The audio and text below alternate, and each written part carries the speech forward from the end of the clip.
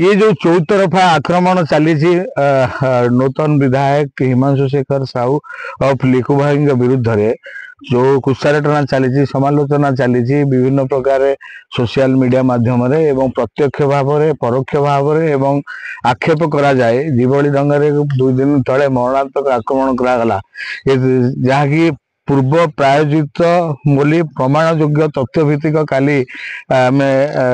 विभिन्न गणमाध्यम माध्यम electronic print media माध्यम जानिया पाइलु। तेणु आम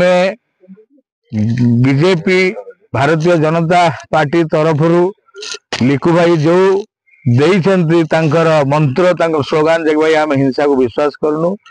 जदि आपण माने हिंसात्मक भाव में राजनीति करती आम अहिंसा पथरे न्याय पथरे आम आपण माड़ को सहबू किंतु धर्मशालार उन्नति पाई आम जीवन चली जाऊ पछे मु धर्मशाला निर्वाचन मंडल प्रत्येक भाई भौणी मान जो सेवा पूर्व चली से सेवा को मु बलवत्तर रखी। ये है प्रथम कथा। द्वितीय कथा हूँ ये जो भली भाव में प्रजातंत्र रे गणतंत्र रे ये जो देखा मिलूँ नुआ ट्रेंड गोटे चली जे कि आपण आक्रमण करंतु जोर जार मुलकतार एवं आमे जोर जार ताकत देखाई आमे शासन गादी को फेरिकी आसबू एवं लोकमत को प्रजातंत्र को जो भाव में पाद तले दली मकथी कर दिज्व एवं 2.5 लाख 3 लाख लोक जो धर्मशाला निर्वाचन मंडल में अच्छा समस्त भावावेग को कुठारघात करी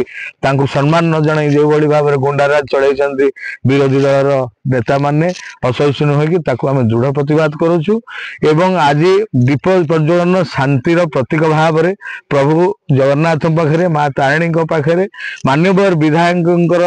देह सुस्थ रहू एवं सी मनोबल दृढ़ रहू एवं तांकु जो चौतरफा शत्रु आक्रमण होउची ताकू ग्रह पृष्ठ खंडन करने आम सामूहिक भाव में दीप प्रज्वलन कलु। मु मधुपुरगढ़ ग्राम पंचायत वरिष्ठ नागरिक 2 दिन तले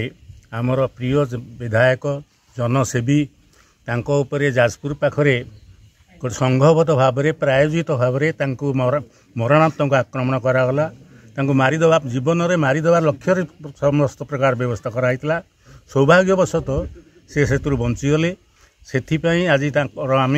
पंचायत तरफ दीर्घ जीवन सुस्थ जीवन कामना करी जगन्नाथ पाखे दीप प्रज्वलित करुचु और आशा करुचु दीर्घ जीवन रहंतु सुखमय रहंतु।